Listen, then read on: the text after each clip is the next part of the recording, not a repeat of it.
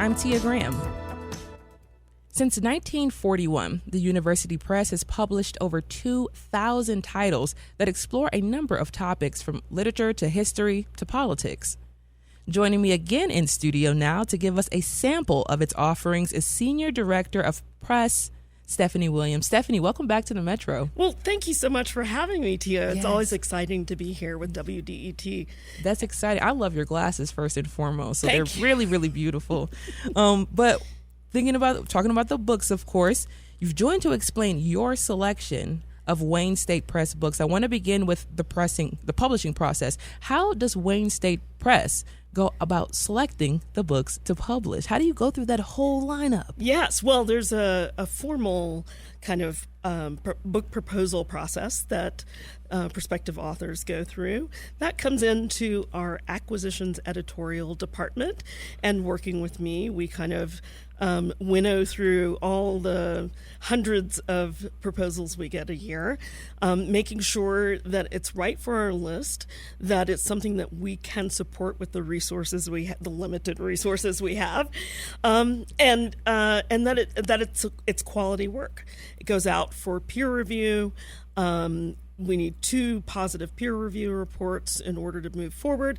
Then it goes to our faculty, our Wayne State University Faculty Editorial Board, for their stamp of approval. And then it goes into the production process, more or less. It's edited, it's typeset, it's designed, and then the long marketing. We keep books in print for a very, very, very long time. So that marketing phase starts when the book hits the warehouse, and goes on indefinitely. I mean, that's fascinating to me because I think about this publishing today and who's publishing what, and how does that process all work, especially when we live in this digital era Yes. where you can publish your book, on Amazon or wherever people publish books on digitally, Right. And you can just bypass some of the other barriers. Right. So why is it so important that you all are doing it? Well, for a lot of books, that self-publishing model that is now made very easy by technology is the right answer. But for scholars who are seeking promotion and tenure, for people who want the advice of professionals, who want the support of national marketing and warehousing and fulfillment, and that in cases where it's appropriate to do so, Yeah. then they would seek a publisher, an Yeah. outside publisher. I love this. And are there themes that professors right now are writing about? Well, I think there are some trends in how we publish the scholarly part of our work, because we also publish books that are aimed at general readers. But certainly we are pulling through our areas of strength, which is Black studies, Jewish studies, and fairy tale studies, which also are strengths of the university, into one another. We publish 2 fairy tale studies books a year, and more frequently, they are about minoritized communities and fairy tales. Yeah. Right up my alley. And Stephanie, getting to the books now, I'd like to get into some of the reads that you have available right now. There are a few you'd like to mention. The first is Politicizing the Word Through Poetry and Preaching. Early Black Christian Women's Lives Matter. Yes. That's by April Langley. And the title is a mouthful. But it's something that makes you want to look a little bit deeper there. Exactly.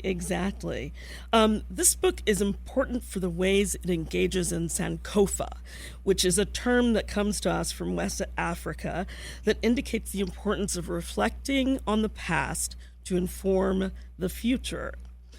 The book traces social justice legacies of Black women writers and preachers to help inform present and future generations of people fighting for justice in the United States.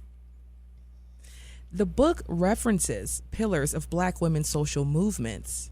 Phyllis Wheatley, Maria W. Stewart, Jaria Lee. Yes. Can you just briefly explain who these women were and their contributions? Well, Phillis Wheatley is a writer that a lot of people will have heard of. Yeah. And so Phillis Wheatley is one of the main people that's celebrated in this book for her work. Like I said, she was a writer. She, along with several other people, were celebrated in the 1800s for their work. It was unusual for them to be published. These are people who were working on several fronts for social justice. Wow. I mean, once again, I think we all know about Phillis Wheatley, but how does Langley make this book relevant today? Well, I think the secret to making it relevant today is kind of hidden in the subtitle, which is Early Black Christian Women's Lives Matter. So what she is connecting to is the Black Lives Matter movement. She started thinking about this book at about that time as a scholar, who works on 19th and 20th century Black women writers and preachers, and connecting those two movements with the strong Christian thread was the secret to this book. She's coming here in April.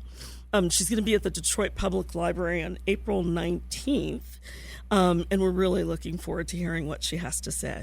I mean, I am looking forward to already calling her up and emailing her to get a copy and to talk more about the book and the title, of course, but to just dive into Black Christian Women Lives Matter. Yes. I was raised by Black Christian women, so it's very, very interesting to hear that what that story has to tell us. Right now, you're listening to the Metro on 101.9 WDET. I'm Tia Graham. Stephanie Williams of the Wayne State University Press is here, and we are discussing their selection of books. So, your next recommendation is Dispatches from the Avant Garage, the alternative press. Yeah, we like to give a little tongue twister with these titles, as you can see. It also links to kind of social justice movements of the past.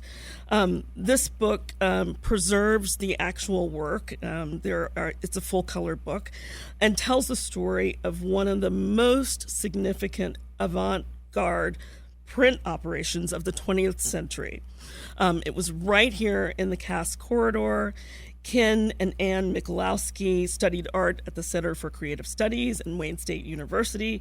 And so in 1969, they acquired a letterpress and all of the printing equipment, set it up in their basement or their garage. And initially, they gave their work away to put poetry in the hands of the people. Yes. And the poets they worked with were like a who's who of mid-century American poetry. They included Amiri Baraka and, of course, Allen Ginsberg, who a wider audience perhaps will recognize. Yes, indeed. And we have about 2.5 minutes to go or so, because we've been having such a great conversation so far, which we really have.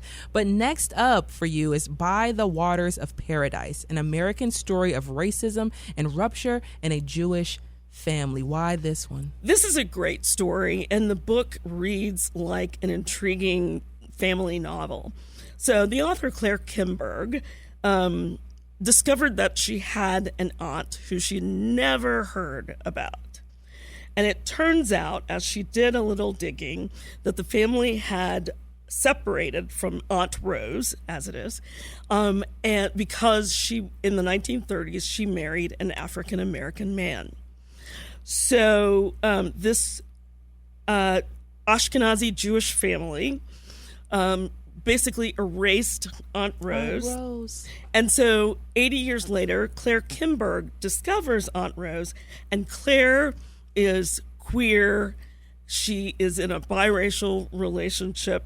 She has a family, and they move to Paradise Lake in Michigan, making the full circle. Yeah. That's where the title comes from. It's a really riveting family history that paints a startling portrait of racism and anti-Semitism and the lasting effects across generations. I feel like tearing up right now. I watch a lot of Long Lost Family UK, which is a story about finding lost family members. And hearing you say that is just heartbreaking, but also inspiring to see that she found that missing link of family. That's right. I love that. These books that you brought today have been amazing. We couldn't get to the last one. We will get to that. We'll make sure to put our books on our website with the web post. But Stephanie Williams is the senior director of the Wayne State University Press. Once again, all of the books will be on our website alongside this web post. Stephanie, thank you so much for joining us today. Oh, thanks for having me.